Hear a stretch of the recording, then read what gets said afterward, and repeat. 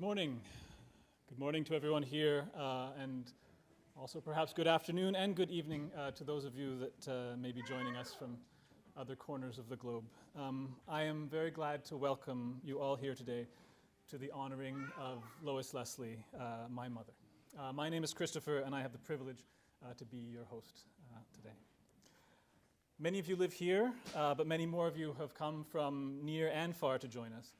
And though my mother traveled the world, this land and the ocean that touches it was indeed home to my mother. She would ask us to recognize how fortunate we are to be in a place of such beauty, despite the rain.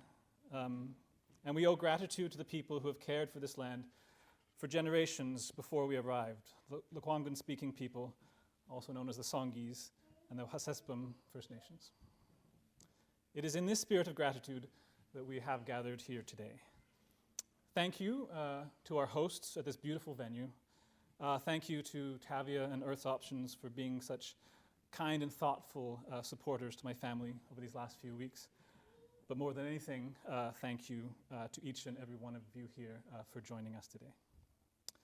Before we do begin, I do want to note that if you require a restroom, out this way, men on the right, women down the hall, and on the left.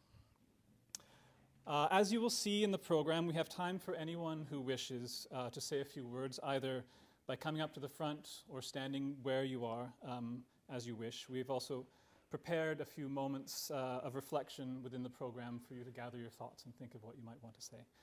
You are also more than welcome to write out your thoughts. There's an insert card in your program that you can place in the pottery bowl that was a favorite of my mother's over on the table against the window there. And now we shall begin, and I would ask my father, Paul Gully, to come up and share.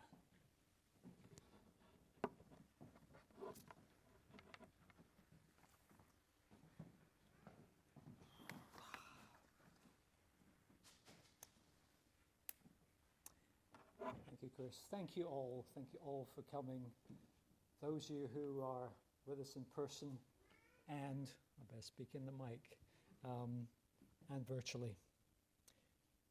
Lois was my companion, friend, lover, and soulmate for more than 52 years. She was so many things, but above all, she was a lovely human being. She was caring for her family, friends, and the communities in which we lived and worked. More broadly, this translated into social justice as her purpose.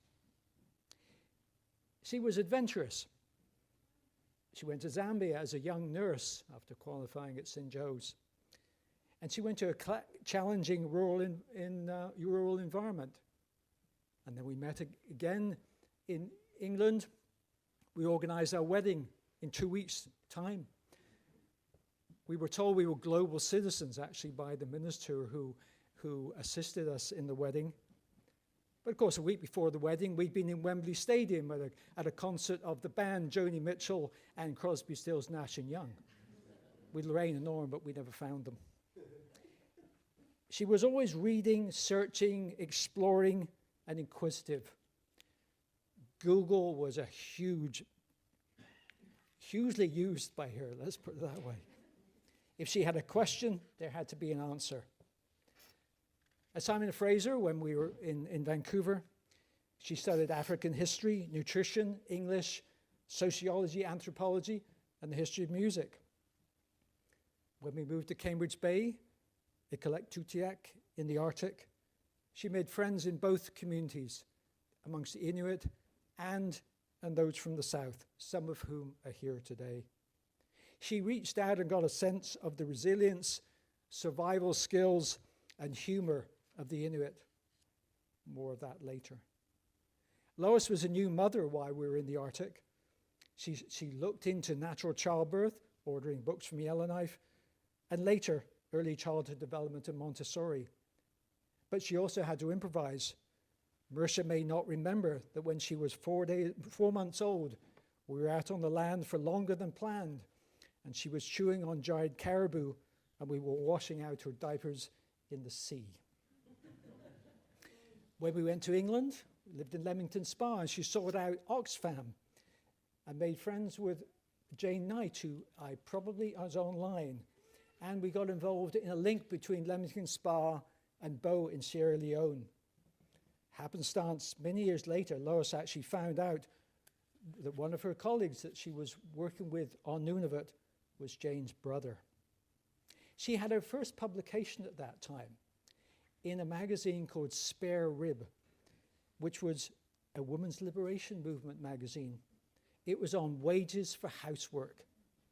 My mother did not know Lois well at the time, and she looked pretty askance at that, I can tell you. Then we were in Birmingham, and she was pursuing international studies. She made lifelong friends amongst the small group of students, a number of whom I'm sure are online now. She was the oldest in the class. But there was a story from Tony, another student, who says, as a fellow mature student, she was a great colleague, and I have many fond memories of her. I remember, for example, her assignment of presenting to the whole group order versus justice in international affairs. This could have clearly been dry and a potentially dull subject, but in her usual thoughtful and imaginative way, Lois transformed the presentation of it. She tasked me, Tony, with speaking her words as justice, and Robin to play the part of order. It was brilliantly conceived and got a deserved and unique round of applause from the audience. Then we were back in Canada, in Melfort, a small prairie town, and she had to be engaged. She was a Brownie leader. She taught English to El Salvadorian refugee women and was involved in a nutrition group. Then we were in Saskatoon, and she went to law school. She didn't enjoy the classes, but she loved the law. She was recommended for the first year Moot Prize, and Moot is a practice trial. She would have made an excellent courtroom advocate, but she chose public law instead. And then in Ottawa, she found her way into Aboriginal law. She worked for the Inuit, the creation of Nunavut, and then the government of Nunavut. She counted Paul Ukalik as a friend. He was the first premier of Nunavut. And he wrote an email to me saying, she was a wonderful person and a great colleague during a crucial time in the creation of our young territory. She always worked very hard to make sure Inuit were represented strongly. I am forever indebted to her in getting us to where we are today. As we say in Inuktitut, Kianamik, thank you, Lois. John Merritt, another colleague, also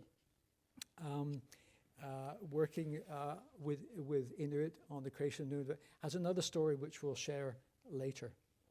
Lois was also a teacher in the first graduating class of the Akitsuat Law Program for Inuit of Nunavut. Then we found ourselves in Europe, in Geneva. She had to be involved. She was learning French, the piano. She'd previously done grade 8 at school. And she took an Open University Jazz Appreciation course, which I'll refer to later. She also ran her first 5K, and we traveled a lot. She even traveled alone on a trek in Nepal. That's when she got her first iPhone, and she was never separated from that device from then on. She was also then a volunteer for Laura's Rights Watch Canada, monitoring the Human Rights Council, and Gail Anderson will be online, and I'll say more about that later. And then our 5 years of bicycle touring. We engaged in fundraising for Lois's close friend Marg, who died of Parkinson's disease in 2018, and then later fundraising for Ovarian Cancer Canada. While cycling, I was usually ahead of her, thinking about our progress. She was behind, but she was being mindful and experiencing her surroundings much more than me. But of course, cycling was not all. She wrote several handbooks on international obligations on human rights for Laura's Rights Watch Canada. She was a very critical editor of her own writing, but I might say also of mine. the one time then we were traveling and we found ourselves in Cyprus. Where is this leading to? We were in Larnaca, and it happened at a time when there was a Supreme Court case at which Lois Rights Canada had submitted a factum. And during the proceedings, the now Chief Justice of the Supreme Court congratulated Lois Rights Watch Canada on the factum. And you could have heard the whoop of joy for a long way out. She also took up the violin, using one that had been passed down to her brother Brian. She would like to become better at playing the piano and progressing on the violin, but perhaps she'll be a musician in her next life.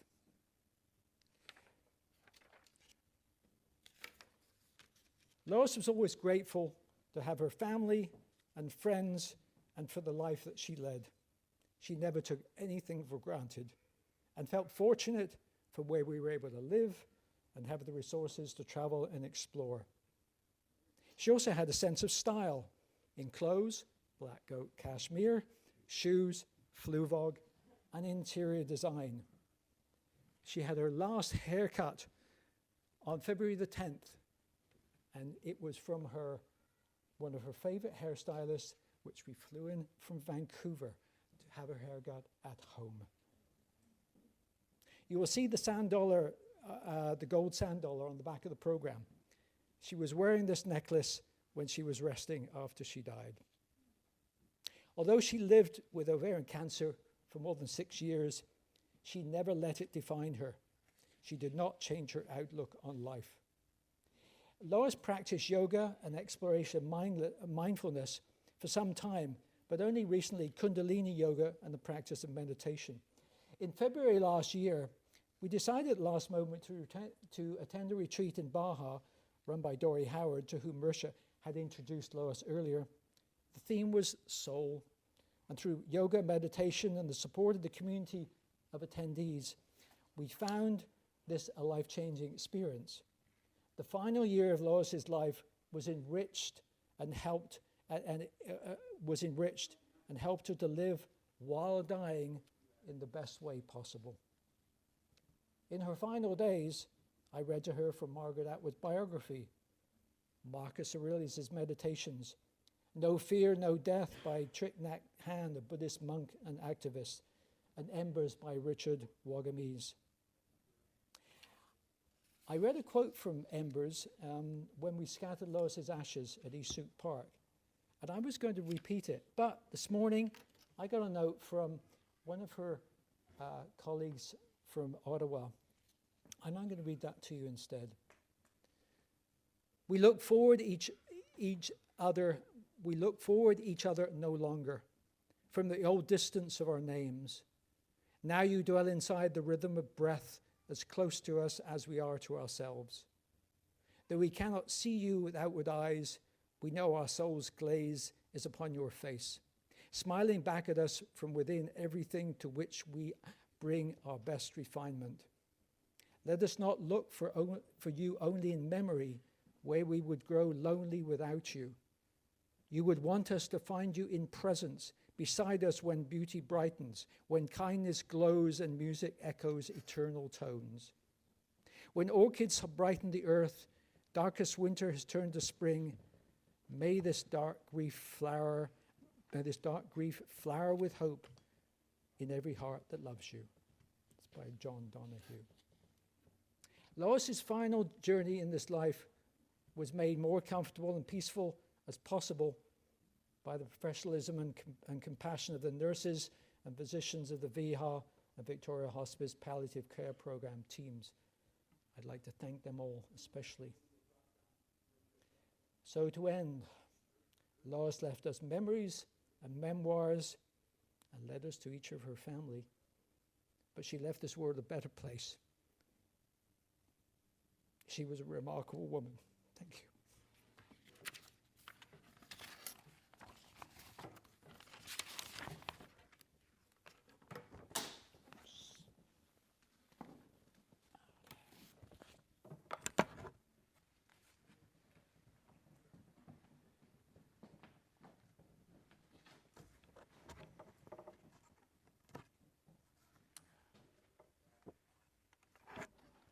you like to introduce the song?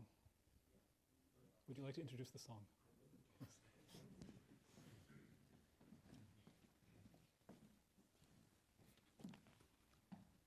The song which you're about to hear is, you will know the name of, which was The First Time I Ever Saw Your Face. But it's not the most popular version. It is the version sung by Peggy Seeger.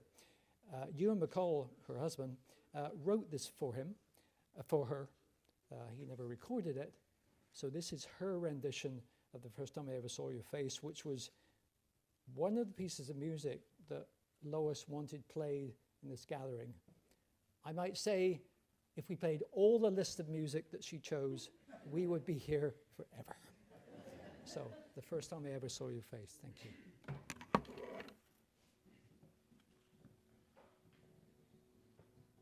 The first time ever I saw your face, I thought the sun was in your eyes,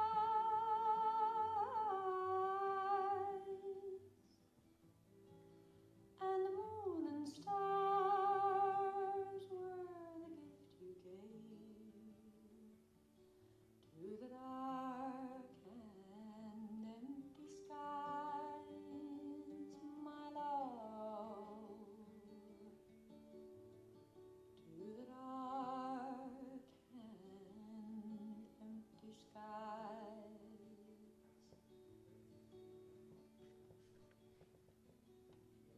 The first time ever I kissed your mouth, I felt the earth move in my hand,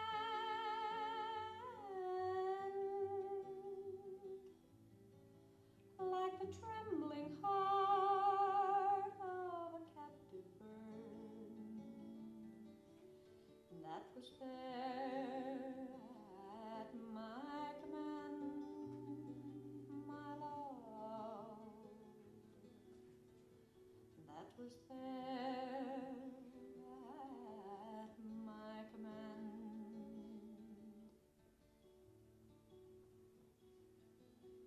The first time ever I lay with you and felt your heartbeat close to mine,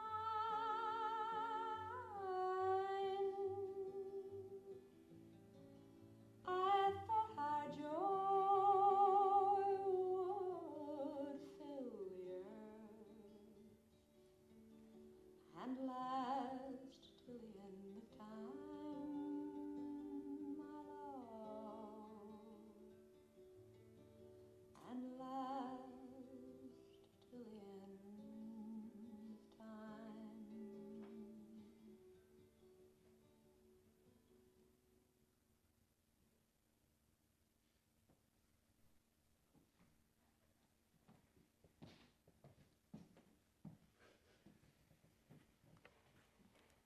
We're now going to hear some reflections from my mother's closest family, beginning with her sister Lorraine, her brother Brian, daughter Marisha, and then I will say a few words myself. Lorraine.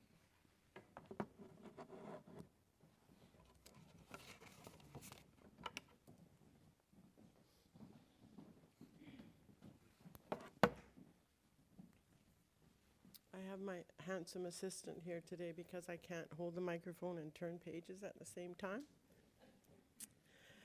Lois was my older sister, my only sister. And I sat and I pondered, what would she want me to say today? She wouldn't want me to gush on and on about her. Well, actually, she'd want me to gush a little bit. I know she would request that I speak about memories, happy times, humorous times. She did enjoy reminiscing these last few years, so I'll share a glimpse of us through my lens. I don't recall too much of our early years. She was 4.5 years older than me. Raised in a rather dysfunctional home, I do know that she was given too much responsibility at a very young age. Perhaps it was then that she developed the tenacity to build her own path. I remember she worked part-time in a department store even before turning 16. She already had a plan. At this stage, I was just still an annoying little sister, but I do remember that I became quite useful when Lois got her driver's license, and she refused to be seen wearing glasses while driving. So for reasons that seem quite irrational to me today, I became her reluctant co-pilot. I remember how our Catholic school piano teacher, Sister Mary quite contrary, would smack my knuckles when I played the wrong note, so I just eventually gave up. But Lois, on the other hand, she persevered, and the piano became her beloved lifelong companion. Soon after graduation, Lois moved to Victoria to attend St. Joseph's School of Nursing. By this time, I was into my teens, and we stayed connected by mail. It was through these letters that I grew to know the many wonderful friends that she made, friends that stayed close for the rest of her life. I took great delight in reading her many letters, but I took more delight when a parcel would arrive. At that time, Bastion Square and Government Street were full of cool boutiques, and the clothes she sent me were unlike anything I could purchase at home. I remember vividly the beautiful dress she picked out for me to wear to the semi-formal Valentine's dance. It just so happened that a very handsome young lad had asked me to the dance. And Lois would get to hear a great deal about this certain young lad then, and for the next 50-some years. Lois did return to Prince George for a time before she left for Zambia. I suppose by that time I was cool enough to hang around with. We enjoyed spending time together, and yes, there were many hijinks. She took me to my first R-rated movies. She was working at the time, so she took pleasure in spoiling me. We formed a connection. I looked up to her. I loved hanging out with her. Soon she was gone again, choosing to volunteer in Africa. When she was nearing the end of her contract, she wrote and asked if I would care to join her to travel the last few months. Me, being quite disillusioned with my university studies, nervously leapt into this adventure. So trading in my textbooks for a backpack and a cheap pair of hiking boots, off I went. I would describe those months as memorable, dangerous, and simply life-changing. We hitchhiked, just the two of us. We camped on the sandy beaches of Mombasa. We sailed across Lake Malawi on a cockroach-infested boat. We spent a day frolicking on the sand dunes of Lamu and could not sleep that night because we burned our feet so badly. We were stranded on a sandbar in the middle of the Zambezi River. We had many, many adventures and misadventures. We laughed, we cried, we talked, we bonded. I must digress and point out that upon my arrival in Zambia, I was introduced to Paul. Such a dashing, handsome young Englishman. I loved him immediately and knew at once that he would become Lois's soulmate. From Kenya, we limped our way to England. It was here that I had the profound honor of standing up for Lois as she and Paul were wed. After returning to Canada, their adventurous life continued, and our lives took a different course. Lois went on to pursue a life of amazing accomplishments and adventures, always forging ahead, meeting each new challenge with confidence and self-assurance. She was passionate, driven, and determined. Her legacy puts us mere mortals to shame. We never again lived in the same city, but we stayed in touch. We exchanged letters and kept up with each other's lives. Lois giving me support and advice in raising a family. You know, sister stuff. I recall one time, Lois phoned from England. My middle child was a toddler at the time. While chatting on the phone, I noticed that my son was suspiciously silent. When I went to investigate, I was shocked to see that he had emptied an entire Costco-sized tin of Nestle's Quick onto the floor and was happily playing building roads and tunnels with his Hot Wheels cars. Bonus, I thought. This afforded me at least 1/2 hour of uninterrupted phone time with my faraway sister. Lois and Paul moved back to Canada when Marisha and Chris were young. We did visit them in Melfort, Saskatoon, and Ottawa. It was somewhere around this time that I became Auntie Baba. I'm not sure how that came about, but I treasure that title to this day. Lois and I weren't always close. We were complicated. But that's okay, because life isn't always perfect. Our lives were different, but I never had to worry about my sister, nor did she ever have to worry about me. We were both happy, fulfilled, thriving in solid relationships. Paul, thank you for being Lois's soulmate, her support, her solid. Your love story is unique, inspiring, deep, transcendent. And for you, Paul, I am profoundly grateful. Marcia and Chris, of all her many achievements in life, you were indeed your mother's greatest creation. Thank you for being such amazing human beings. You are the ones who will perpetuate her beautiful spirit.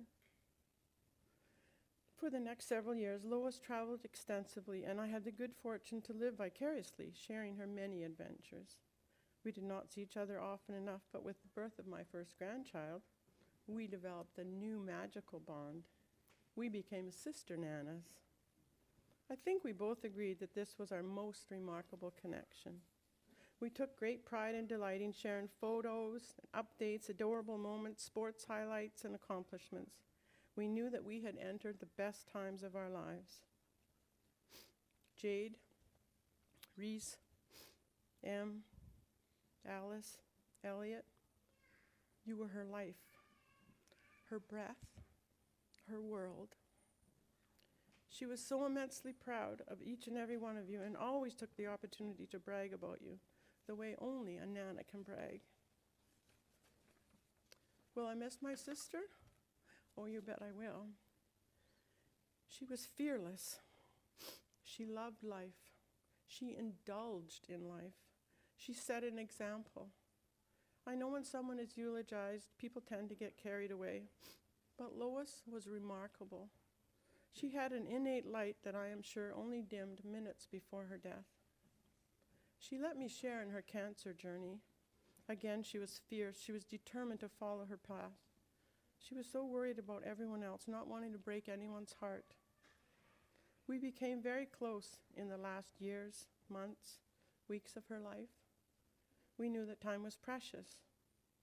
When she was becoming noticeably weaker, I would try to message her every day, not expecting an answer, just to let her know that she was on my mind and in my heart. She would delight in the latest pictures of our new grandson, or idyllic photos of the snow-laden trees in our backyard, or the beautiful magpie that would often visit. Even after transferring to hospice, we still messaged back and forth. My sense of humor was one of the things about me that Lois enjoyed the most, so I felt comfortable providing her with some levity. One day, I sent her a few photos of the two of us sipping wine at the Empress, or on the beach, or at one of our favorite restaurants, and she replied, "I would give anything to be doing that with you at this moment." To which I responded, "Oh, didn't you know we're both going to reincarnate as wealthy sommeliers?" The two of us even came up with some clever hospice brand vintages like Percocet Prosecco or Morphine Merlot. Yes, we laughed that evening together. We laughed that evening together. Lois, my sister Lois, what an honor it has been to dance in the warm glow of your brilliance.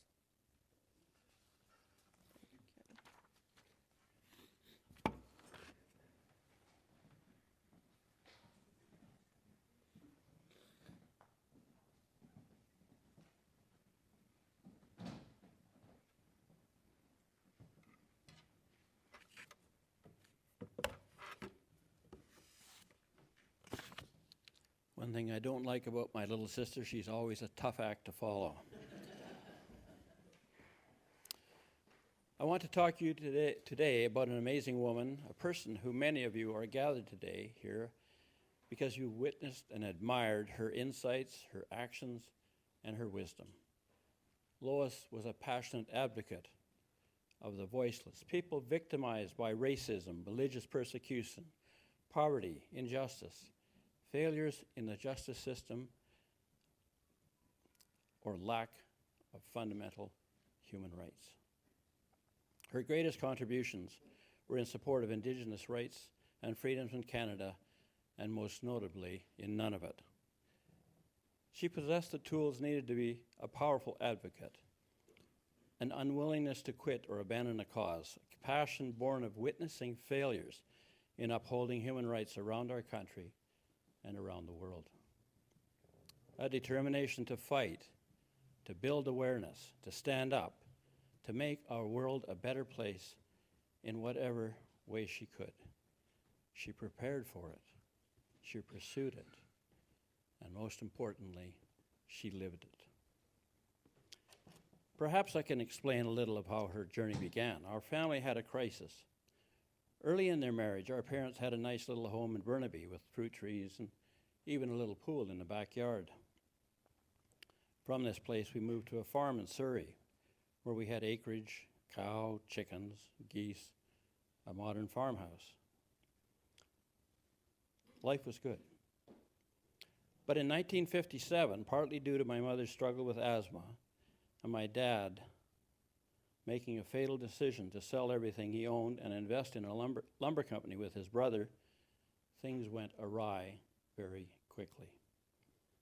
Within 2 years, the company that he invested in was broke and unable even to pay wages. Our family fortunes had changed dramatically, plunging us into a near survival existence. My dad turned to alcohol, and our mother, anger and despair. Our mother, a devout Roman Catholic, held the family together, but over the intervening years, it took its toll on all of the children. I feel that this needs to be said because each of us children lived through the struggles created by extreme poverty and were forced to learn how to be self-sufficient and resilient. These were certainly qualities that Lois expressed through her life and most certainly passed along to her children and now her grandchildren. So I want to give you a few recollections of my little sister. I wish I knew why you thought you could swim when you were 4 and jump into our backyard pool, blowing bubbles, making funny faces, and then screaming when you popped up realizing you couldn't. I wish I knew why you thought that the mud pies you made were edible. And I really wish I knew how on earth you talked me into trying them.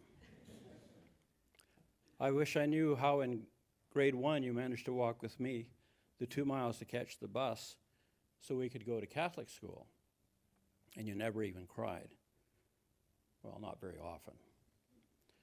I wish I knew how you summoned the courage to challenge our nasty cow with your little pogo stick when it tried to butt your sister crawling on the lawn. And how did you fall into the drainage ditch that dark and foggy night when you came running out in your pajamas to help Mom get that cranky cow back in her barn? I wish I knew why you thought you could milk the cow with your tiny hands, with her refusing to stay still, but you did manage to get half a cup while I held her tail. I wish I knew from where your fearless, almost reckless spirit came from that drove the Thone boys, Buddy Teed and I, stunned but with shocked submission. You emerged as a sword-fighting champion in our duels around the snow fort behind our 3-room shack in Fort Fraser. Even two or three younger, you were fierce and fearless. Our bloodied knuckles forced our retreat and final surrender. I wish I knew why you didn't have to carry snow to melt in a tub on our wood stove, but you made sure you had the bath before me, leaving me the lukewarm grayish water. And yes, you were daring enough to run with me across the logs in the frozen pond at the sawmill when you were only 8 years old, but you could not quite jump far enough. Mom didn't think it was funny when you returned home in frozen clothes, walking like a robot.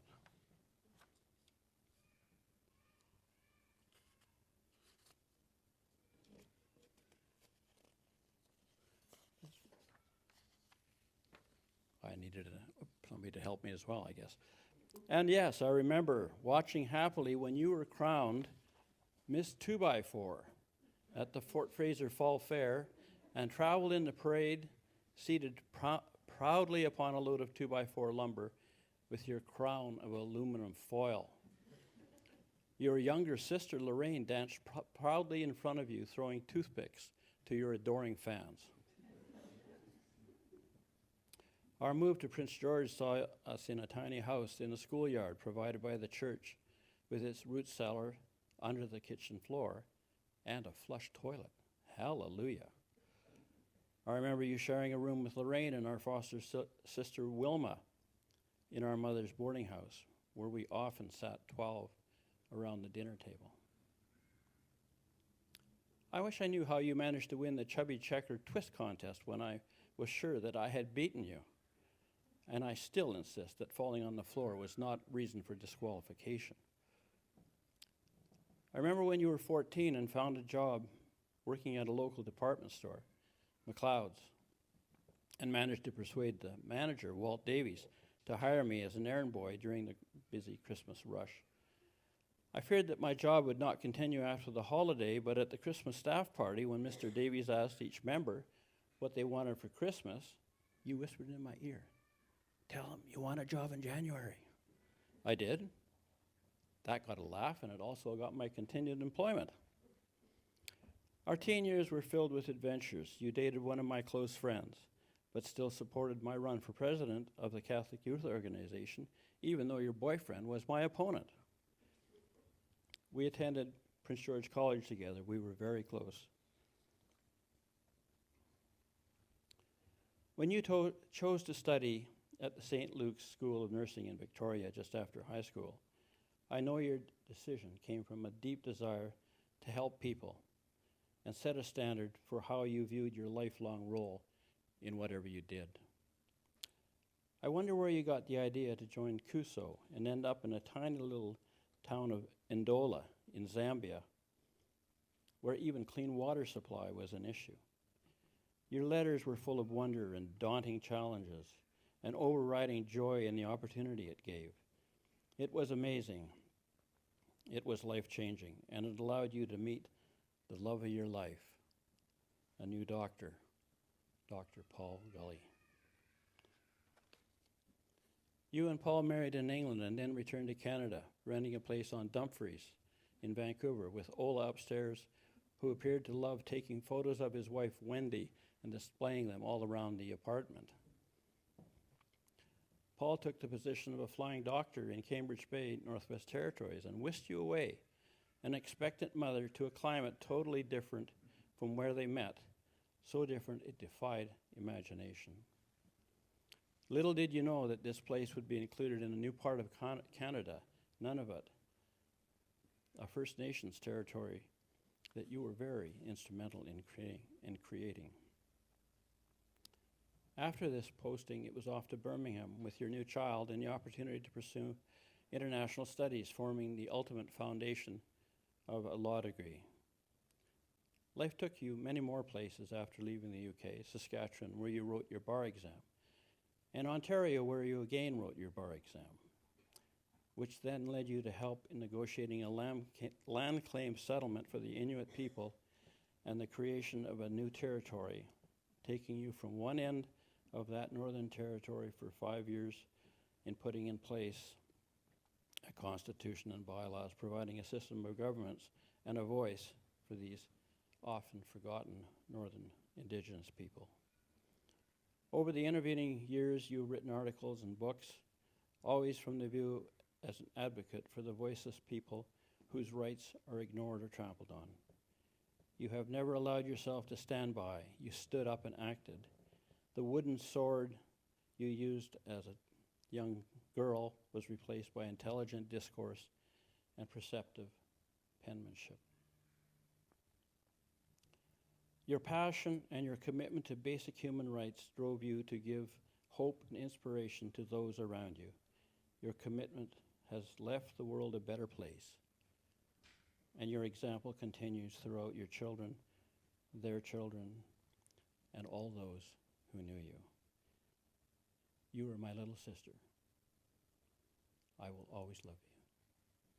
Thank you.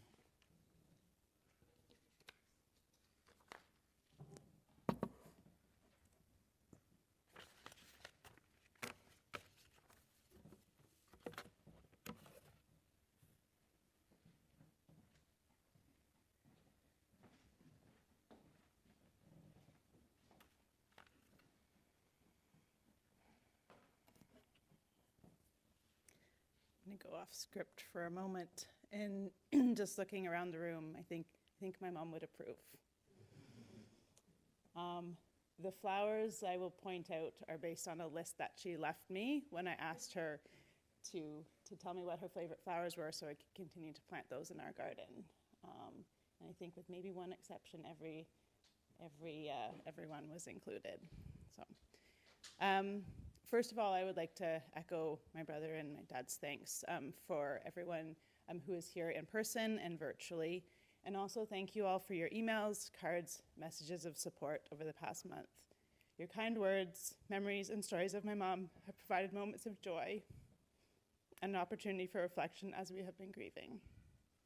It is wonderful to share more of her life with you all here today. So Lois Mary Leslie, mom to me, was a deeply curious, fiercely loyal, and incredibly passionate human being. I am eternally grateful to have had her as a role model for my life and my career, and as I became a mom myself to Jade, Reese, and Em. It wasn't until recently that I began to realize that I'm much more like my mom than I wanted to admit when I was a teenager. And it is now extremely comforting to know that I carry some of her traits with me as I begin to navigate life without her, here to provide guidance and encouragement. Over the last few years of my mom's illness, with curiosity and bravery, she sought out new literature, which helped her approach this time in a way that ultimately brought her acceptance and peace.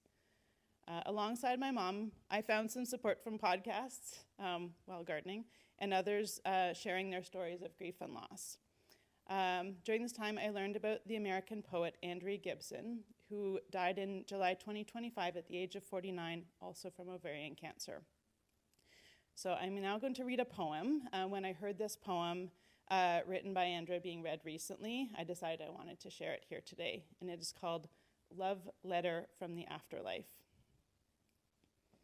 My love, I was so wrong. Dying is the opposite of leaving. When I left my body, I did not go away. That portal of light was not a portal to elsewhere, but a portal to here. I am more here than I ever was before. I am more with you than I ever could have imagined. So close, you look past me when wondering where I am. It's okay. I know that to be human is to be farsighted. But feel me now, walking the chambers of your heart, pressing my palms to the soft walls of your living. Why did no one tell us that to die is to be reincarnated in those we love while they are still alive? Ask me the altitude of heaven, and I will answer, how tall are you? In my back pocket is a love note with every word you wish you'd said. At night I sit ecstatic at the loom, weaving forgiveness into our worldly regrets. All day I listen to the radio of your memories. Yes, I know every secret you thought too dark to tell me, and love you more for everything you feared might make me love you less. When you cry, I guide your tears toward the garden of kisses I once planted on your cheek, so you know they are all perennials. Forgive me for not being able to weep with you. One day you will understand. One day you will know why I read the poetry of your grief to those waiting to be born, and they are all the more excited. There is nothing I want for now that we are so close. I open the curtains of your eyelids with my own smile every morning. I wish you could see the beauty your spirit is right now making of your pain, your deep-seated fears playing musical chairs, laughing about how real they are not. My love, I want to sing it through the rafters of your bones. Dying is the opposite of leaving. I want to echo it through the corridor of your temples. I am more with you than I ever was before. Do you understand? It was me who beckoned the stranger, who caught you in her arms when you forgot not to order for two at the coffee shop. It was me who was up all night gathering sunflowers into your chest the last day you feared you would never again wake up feeling lighthearted. I know it's hard to believe, but I promise it's the truth. I promise one day you will say it too. I can't believe I ever thought I could lose you.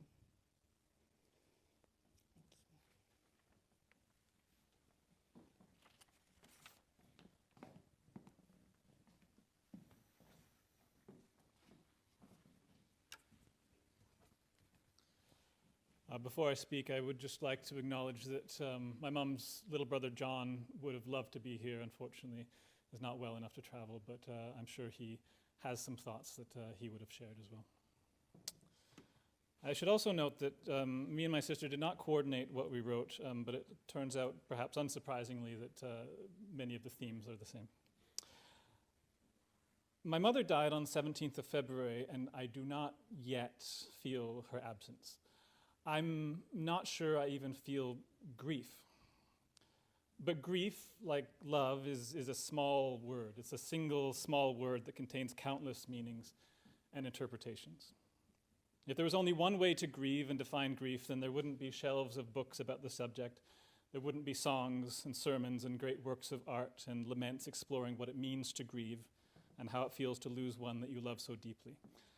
So I am still discovering what grief means to me. The irony for me about discussing grief now with you and talking about it conceptually is that there was nobody else like my mother when it came to this kind of conversation. Conversation and debate, I should say. My mother did not teach me how to debate. She showed me. It was like learning to swim by being thrown into the pool. She taught by example the importance of words and ideas and how much beauty and wonder emerges when the word matches the idea just right. We did love to talk. She would have loved it if I had spoken to her even more, but every time we had a chance to speak, it was meaningful. A few days before my mother died, we had a long conversation on the rooftop garden of the hospice about many things, from the mundane to the profound and everything in between. But ultimately, my mother wanted to talk to me about choices. Choices, she said, are what define our lives. Every moment is a choice between A and B. There are only ever two choices, to do the thing or to not do the thing, to choose that door or to choose another.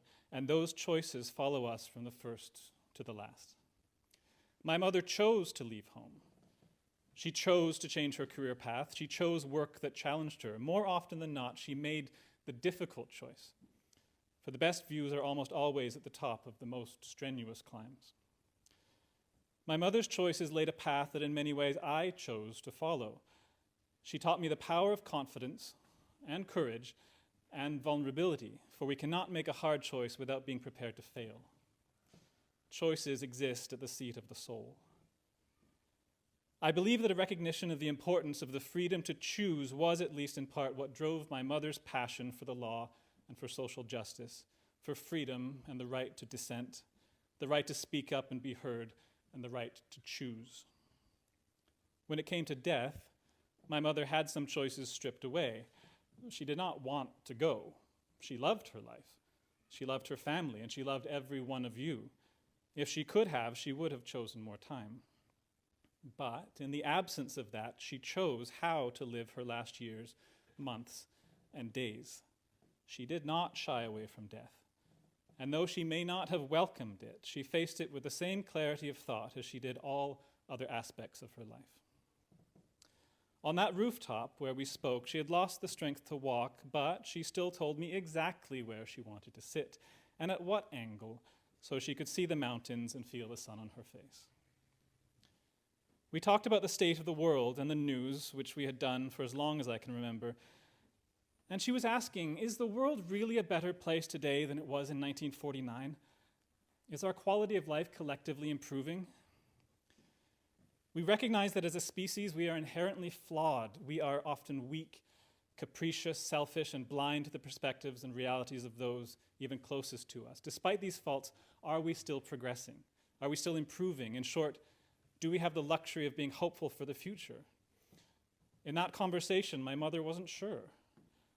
While she had deep faith in the goodness of so many people, many of whom are in this room right now, she was also discouraged by the rise, or perhaps the return, of a selfish and cruel kind of political expediency, choices based on power and personal gain rather than principles or the greater good. She would have been deeply distressed to see yet another war launched while opportunities for negotiation remained. And so she and I talked and encouraged one another. We talked of falling poverty rates and increasing access to education and healthcare around the world. We talked about reconciliation and steps being taken toward implementation of Canada's obligations under the United Nations Declaration of the Rights of Indigenous Peoples. We talked about the steady transition toward a clean energy future, despite what the headlines may have us believe. We talked and we debated and we explored. And I believe we agreed, perhaps silently, that while the world is not perfect, it is getting better. We are getting better. As a people, we are in a never-ending transition toward an aspirational future that we may never reach, but we march on nonetheless. And my mother did so much in her life to ensure that we remain on that path. She gave of time and attention. She fought for those who did not have voices loud enough to fight alone.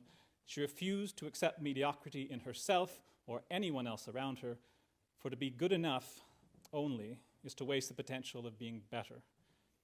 She did a great deal of good and made many lives better in too short a number of years. I'm deeply proud of my mother and what she accomplished, both quietly and proudly, in her 76 years, and so how can I grieve? All I feel is gratitude. Today marks just over 1 month since my mother took her last breath. It has been a month of transition for me, for my own family, for many of us here. Perhaps grief then is that transition, a liminal space between life and what comes after. In her last years, my mother read deeply on death and life, and though she explored ideas from many cultures, she found much comfort and truth in Buddhist philosophies and teachings. Tibetan Buddhism embraces a concept called bardo. It is the transitory existence between death and the next life. For those who have lived well and prepared for their death, it is a chance for great opportunity and for liberation, and then to be reborn.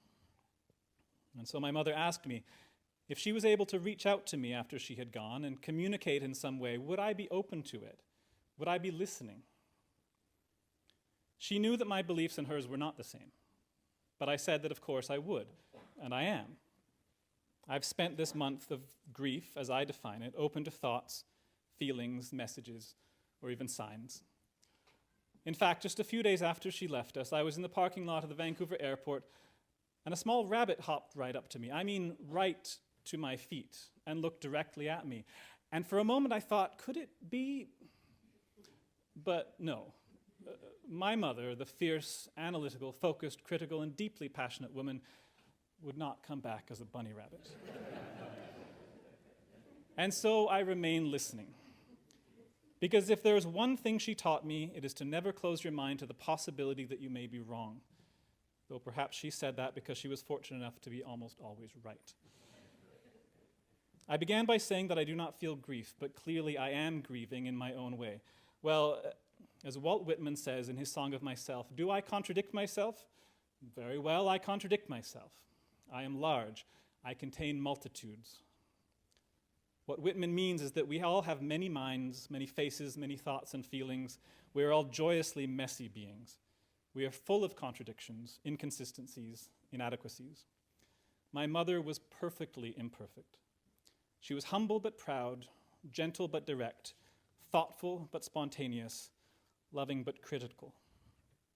I contain multitudes. We contain multitudes. My mother contained multitudes. In fact, every one of us here today carries a piece of her. We are defined by the people we meet, and if you are here today, then my mother touched your life in some way and left her mark, left her story. And if we were to gather all of those multitudinous stories together, all of those impressions, if we were to combine them, then we may just about have the whole. In that sense, she is not gone. She is in this room right now. I do not yet feel her absence. And as long as our memories remain, then so shall she. The day before she died, I took a walk through Ross Bay Cemetery. I greeted the many deer, I listened to the waves, I read the names on the headstones. Likely for my mother, as for all of us, the last piece that will remain years from now will be just a name. But until that time, we live on in the hearts and minds of those that we love and have loved. I do not feel her absence. She is still with me. She is still with you. And if that is what grief is, the lasting impression of the person who has left, then I welcome and embrace it. In a moment, I will be asking anyone else who wishes to either come up here or stand up to say a few words But to give you a moment to think, I would ask you to turn your attention to the screen here. I'll watch a short video tribute of Lois Leslie's life.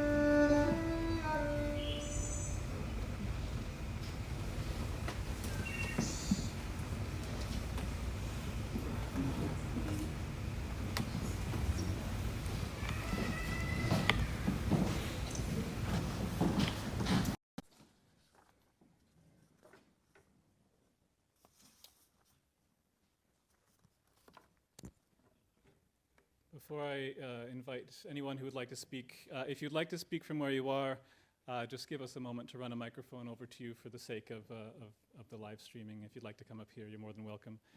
I will first read something that was sent to us to be read by John Merritt, a former colleague of my mother's. Lois is well remembered for her many talents and achievements. One of her less well-known accomplishments was to be co-founder and member in good standing for life of the Nunavut Inuit negotiating team Gin and Tonic Club. The negotiation of the Nunavut Agreement or treaty took place over many years and across many locations. Lois was a much valued member of the Nunavut Inuit team. The negotiations were often a roller coaster, moments of high drama, debate, and decision-making, many times in a very charged atmosphere, alongside long stretches of going sideways on issues and glacial movement on party positions. At the end of one negotiating session involving government negotiators, showing a particular taste for chewing up long stretches of time without offering much by way of logic or imagination, Lois and I came to the conclusion that the only way to avoid going mad was to have a gin and tonic at the outset of bar service on the flight home. The flight arrived, and the ensuing gin and tonics went down gloriously well. So well that we vowed to enjoy the same drink at the end of all future negotiating sessions. An informal club was formed, and several other members of our negotiating group happily signed on. The prospect of a club meeting featuring a gin and tonic ritual on the way home made many subsequent negotiating rounds somehow a bit easier. So if in the future you find yourself immersed in some very difficult issues, negotiating with folks across the table who take up lots of time but fail to inspire or impress, you might want to consider a gin and tonic, and to think about Lois, and to offer her a thought, a smile, and a silent toast. Would anyone like to come up? If not, I can, yes, please.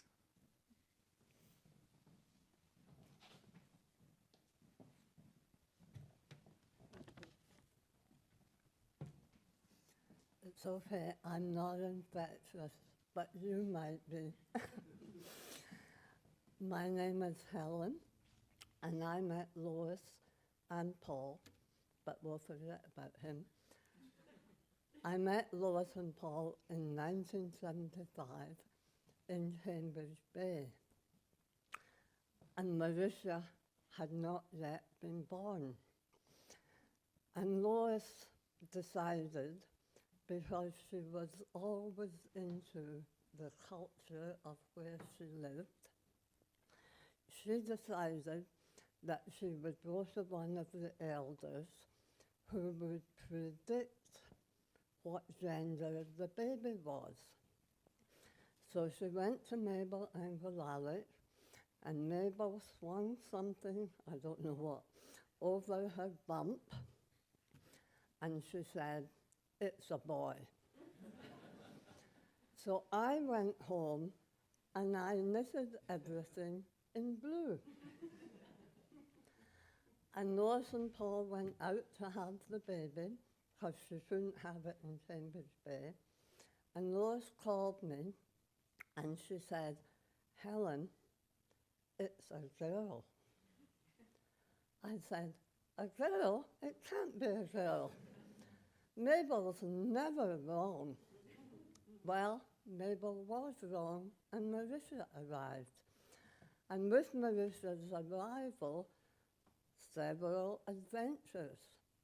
In the slideshow, and Paul talked about it as well, we went out ice fishing one day when Marisha was maybe 3 months old. And Marisha cried the whole way. And we thought, oh my gosh, we're freezing this kid to death. Lois's new baby is frozen.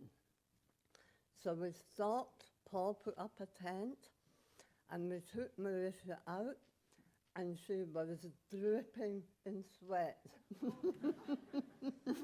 She was way overheated.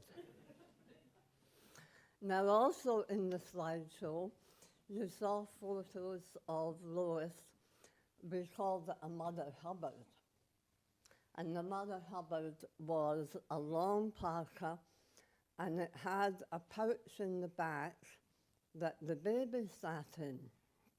And so the Inuit women would bend over, put the baby in, tie the duffy belt around the waist really tightly, and the baby was quite safe. Anyway, Lois carried Marusha like that.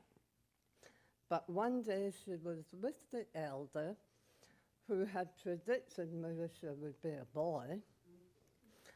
And Lois stood up, had Marusha in her back. Lois stood up, undid her duffy belt, and the elder ran forward to grab Marusha.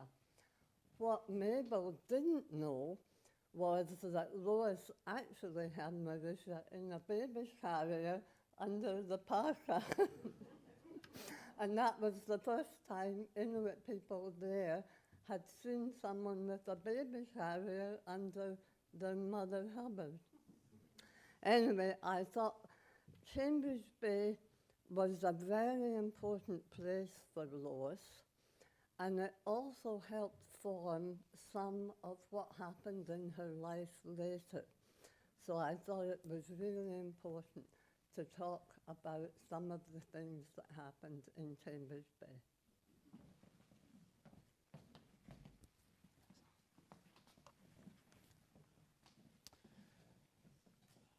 This is from Gail Davidson, friend from Vancouver and founder of Lawyers' Rights Watch Canada. I will spend my day on 19th March thinking of Lois and the richness of her contributions to my life and the lives and work of so many groups, individuals, lawyers, government authorities, police, and others around the world, needing accurate information about rights under international human rights law and the remedies for violations. Would anyone else like to speak?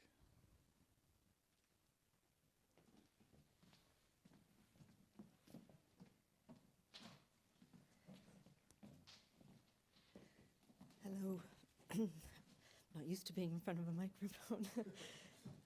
My name's Bonnie, and I actually have had the privilege of knowing Paul for a long time, when he was still, before he had white hair. He was my boss, actually, and has been a mentor to me for a long time. I got to meet Lois for the first time when you were in Geneva, and I remember coming over to visit and having this wonderful conversation and thinking, wow, what an interesting, amazing woman. And then I didn't see them for a long time until Marisha and I had the privilege of working together in Vancouver for a while, and we reconnected. But I really got to know Lois a little bit more since we all landed here in Victoria. And it has been such a joy to get to know the fearless woman that she was. I found out that we share not only a birthday, but an appreciation of the immense therapeutic value of a nice glass of wine, Sunday morning choral music, the hummingbirds when you walk along Dallas Road, and the power of beautiful shoes. I was so impressed by her serenity over the last few months, and I just want to say I'm holding you all in love and care.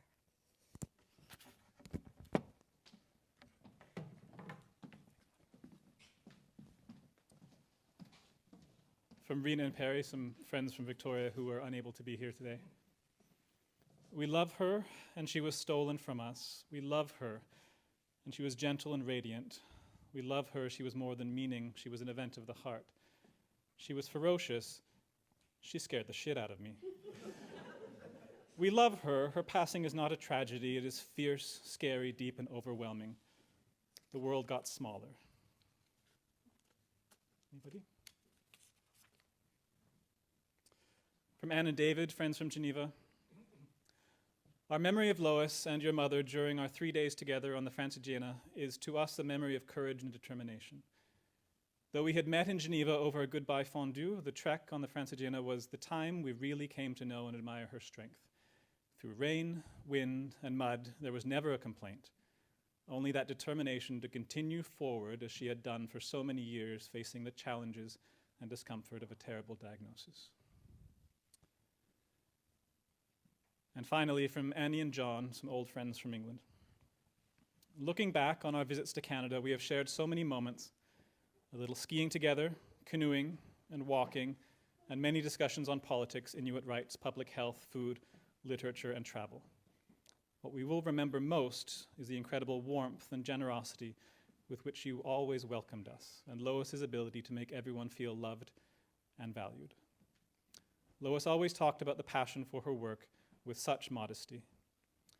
combined, I think, with steely determination. We will miss her greatly.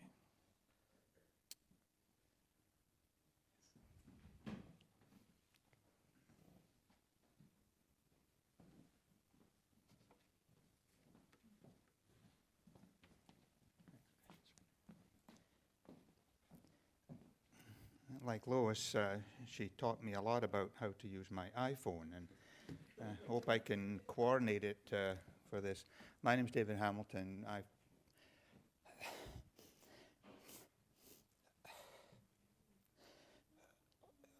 We first met, Lois, my wife and I, in Cambridge Bay in 1976.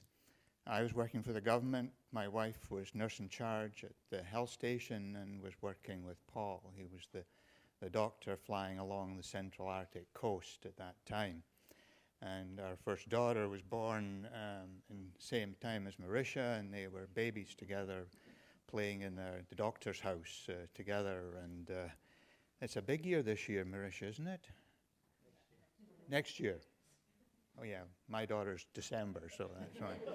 She keeps telling me it's 50, and I thought, okay.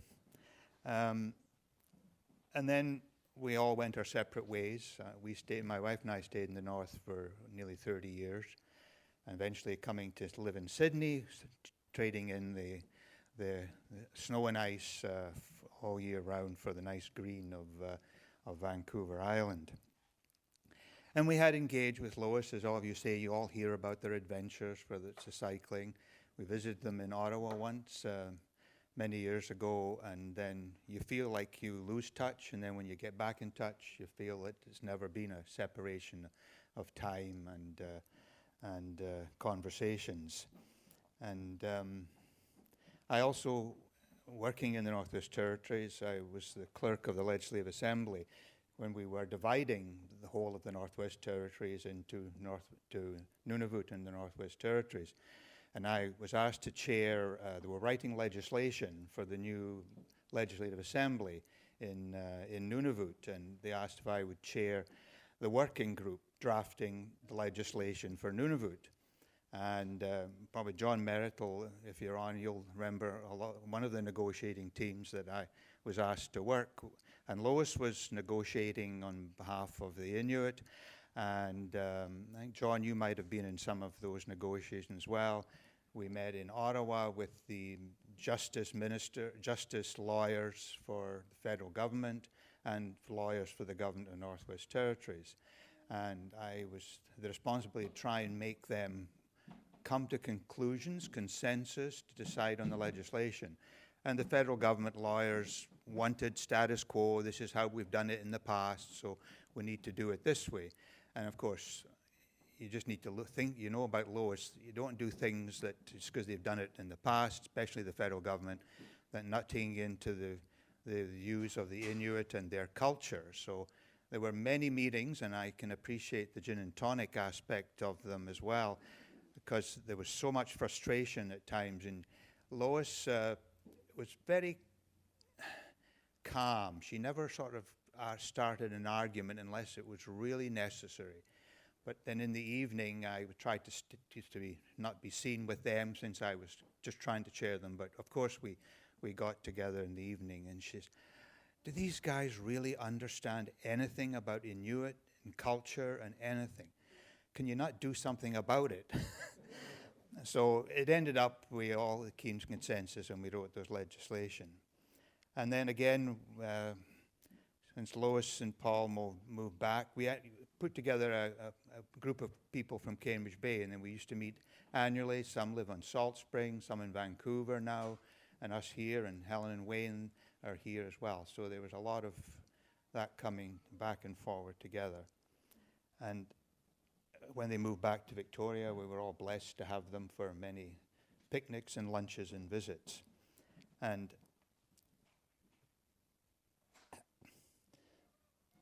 my last text I had from Lois was on February the 4th. And again, Lois was helping me to understand I'm going through with my wife's got dementia, and we had to put her into long-term care yesterday. which is, as you know, would be the hardest decision of your life to have to do that. But Lois' message to me was that she was crying for me and that to be strong, and she understood everything. And as Lois, as Paul has said, and others have said, Lois read an awful lot about dying and everything. And she actually sent me a poem called The Guest House by Rumi. And what this poem, the poem by Rumi is about, is a metaphor for the human experience and for emotions. He compares the mind or heart to a guest house with emotions to visitors. Each feeling, joy, sorrow, anger, or despair is welcomed as an unexpected guest. Rumi suggests embracing all emotions, even the difficult ones, because they each bring lessons or growth, opportunities. By accepting by accepting these guests without judgment or resistance, we cultivate self-awareness and spiritual development. And if you allow me, I'll read the poem. This being human is a guest house. Every morning, a new arrival, a joy, a depression, a meanness, some momentary awareness comes as unexpected visitor. Welcome and entertain them all, even if there's a crowd of sorrows who violently sweep your house empty of its furniture. Still treat each guest honorably. He may be cleaning you out for some new delight. The dark thought, the shame, the malice, meet them at the door laughing and invite them in. Be grateful for whoever comes, because each has sent us a guide from beyond. And I didn't know how I was going to respond to that, to Lois. And I did find something, but I never sent it. But this is what I had found that I wanted to say. Goodbyes are only for those who love with their eyes, because of those who love with heart and soul, there is no such thing as separation. And again, the meaning of that, he teaches us so much at a time when we need it the most, and allows us to have moments of peace so we can fill our souls. So Lois continues to help me each and every day.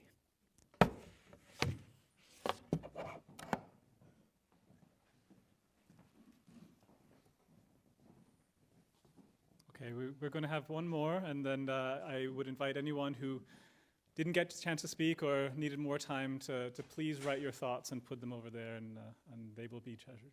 But as one last speaker, please. Thanks, Christopher. What an extraordinary person, and what an honor it's been to learn so much more about Lois today. She was in nursing school with my sister Olga, and she was the bridesmaid at my sister's wedding. I was 3. I don't quite remember, but I know that she did. And over the last year, while I relocated to the island to spend my sister's last year, she was also terminally ill, and to spend time with her, to give her comfort and do all the stuff that you guys are doing. I had the privilege with Olga to get to know Lois better, and she's one of those people that she and Paul together, just right away, you click. And I just wanted to talk about Christopher and Marisha, the things that you said. Christopher, your mom's a bunny rabbit, but she's also a hummingbird. she's also a song that makes you think of her when you hear it. When I make eye contact with a deer, I say hello. When I meet somebody who I'm, clearing out my sister's affairs, when I meet someone who's in need of something that I have to give, I say thank you. Thank you for sending them to me, because you feel that it's not a random act. And the poem that you read, Marisha, is so bang on. And I just wanted to let you know that the feeling of absence is there, but like Christopher, you said, there's more feeling of presence. And to stay open to those signs, those messages, because the more open you are to her, the more you will receive. And I just wanted to, and also to acknowledge how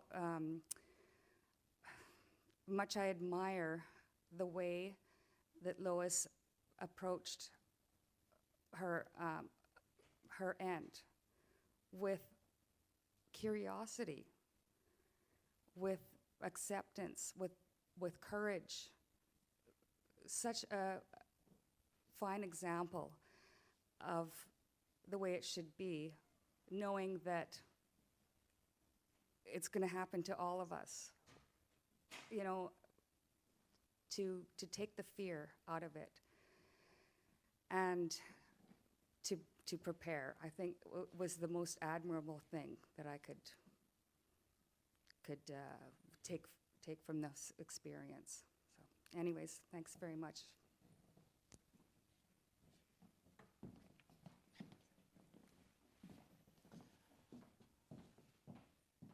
I will bring my father back up. Say a few words of closing.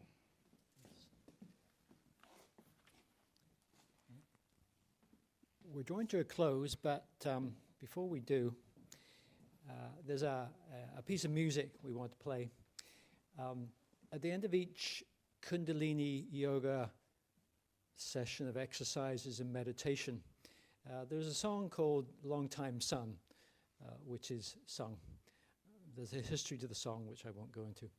And the important thing is, and it really, Lois loved it, the first time round, you sing this song for love and compassion and feel generosity for yourself. Second time round, it's love and compassion for those closest to you, an individual or family. The third time round, it's for everyone, everything, the whole world that we live in. And I think that sort of sums up how Lois would view life. Now, I mentioned the retreat we had last year. Well, there was a retreat again this year, and a number of the people, all women except for one man, there were 2 of us there, otherwise all women, actually recorded this song last week at the retreat, and we have a video of that right now. So we would listen to that.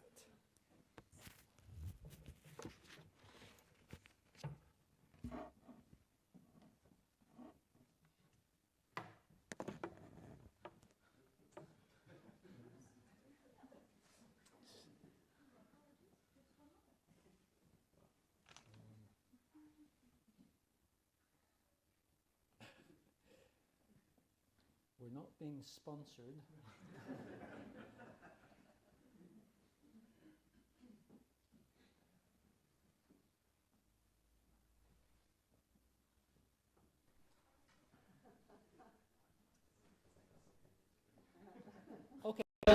Okay, as we're waiting for this, it looks like we're waiting for something. After the end of this, we will be closing, and I welcome you to join us for refreshments from Truffles Catering.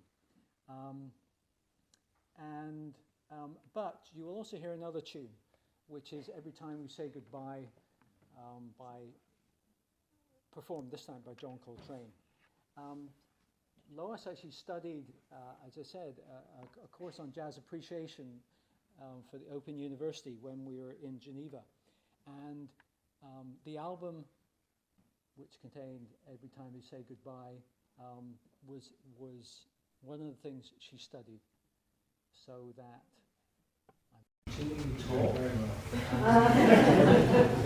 And,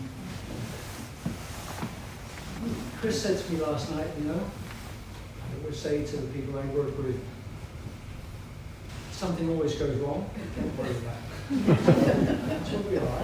And we've got highly qualified technical solve this rapidly, hopefully. If not, then we will play the other music that you will have, John Coltrane, will be a mixture of Willie Nelson, Emmylou Harris, and then the court, which you will hear in the back. Look at the selection of music. Your light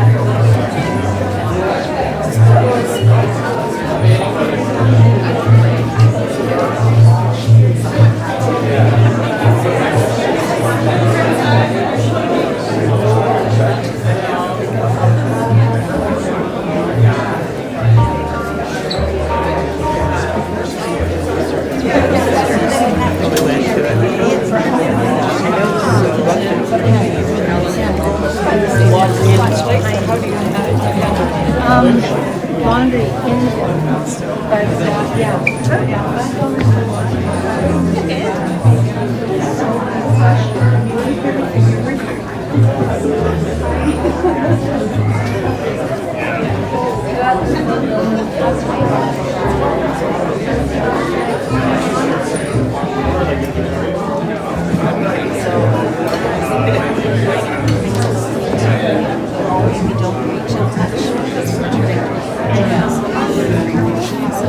Yeah.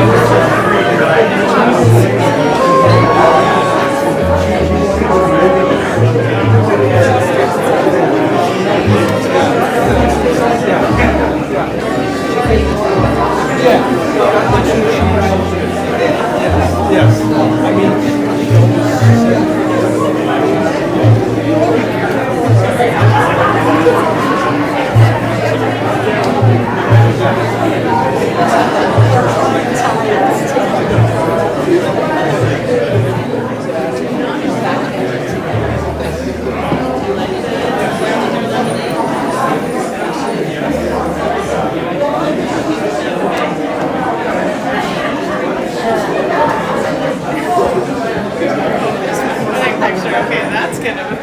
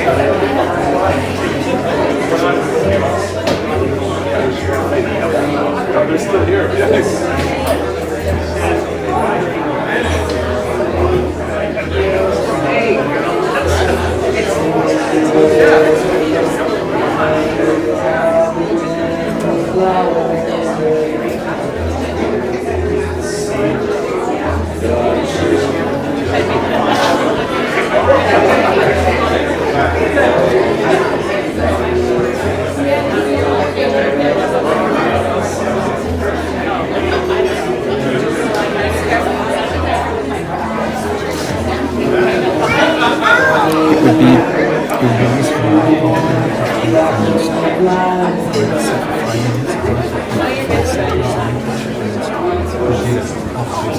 because I know the light, I know that it's all we can stop it there, so that's the light.